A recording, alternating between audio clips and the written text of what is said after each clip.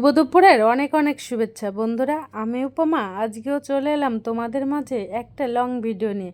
আসলে কি বলো তো, এই প্ল্যাটফর্মে কাজ করি, ঠিক আছে। আসলে সপ্তাহে 2 থেকে 3টে লং ভিডিও না দিলে তোমার আইডি বা পেজ কোনোটাই গ্রো হবে না, ঠিক আছে। তো ঘরের ভিতর থেকে সারা দিন তো কি লং ভিডিও দেবো আমি আর বুঝতে পারি না, ঠিক আছে। তো ভাবলাম যে অনেক দিন তো দেই না, আজকে একটা লং ভিডিও দেই, তাই চলে এলাম তোমাদের মাঝে একটা রেসিপি নিয়ে। তো আজ হচ্ছে শনিবার, আজকে রান্না করব মাশরুমটা আমি কিভাবে রান্না করি সেটাই তোমাদের মাঝে একটু দেখাবো, আর সঙ্গে আমি কিছু কথা বলবো। অবশ্যই তোমরা শুনতে থাকো কথাগুলো।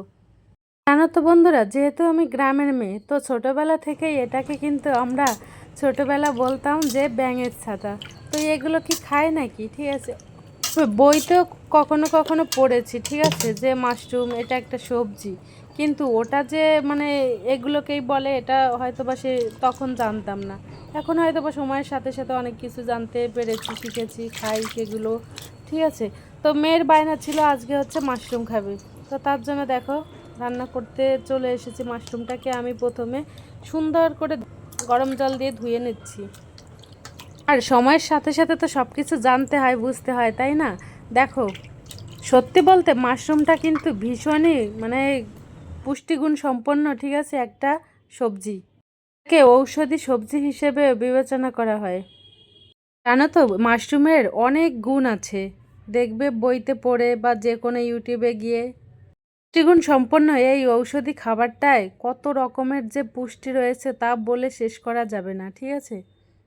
যেমন উচ্চ রক্তচাপ, কোলেস্টেরল নিয়ন্ত্রণ করে, এমনি ওজন কমানো, তারপরে থাইরয়েড ও ডায়াবেটিস রোগীদের জন্য ভীষণ ভীষণ উপকারী, ঠিক আছে।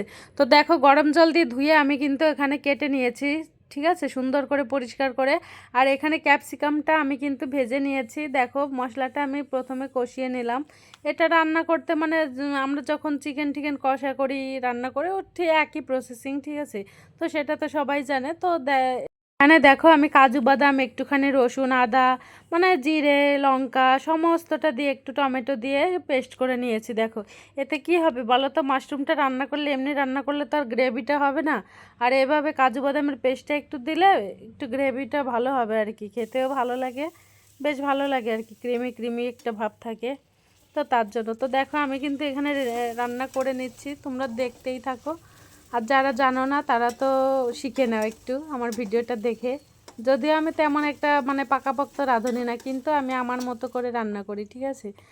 ভালোবাসি বলতে গেলে। একটা সময় রান্নাটা ভীষণ অপছন্দের ছিল, কিন্তু কিন্তু অপছন্দের জিনিসটাও, ঠিক আছে, সময়ের সাথে সাথে কতটা যে পছন্দের হয়ে উঠেছে কি বলবো। এখন কোনটা আমার হাজব্যান্ড কোনটা খেতে ভালোবাসে, আমার মেয়ের কোনটা পছন্দ, কোন সবজিটায় আমার পছন্দ, সেইভাবেই রান্না করি, ঠিক আছে। যেহেতু আমরা হচ্ছে ঘরে বাইরে 3জন মানুষ এখন আপাতত, আমার মেয়ে, আমি, আমার বর। তো 3জনের জন্য আর কি আলাদা করি বলো। একজন যেটা খায় না সেটা যদি ঘরে আনা হয় তাহলে তো খাওয়ার মতো লোক থাকবে না। তো তার জন্য যার যার পছন্দ হিসেবে সেইভাবেই রান্না করার চেষ্টা করি।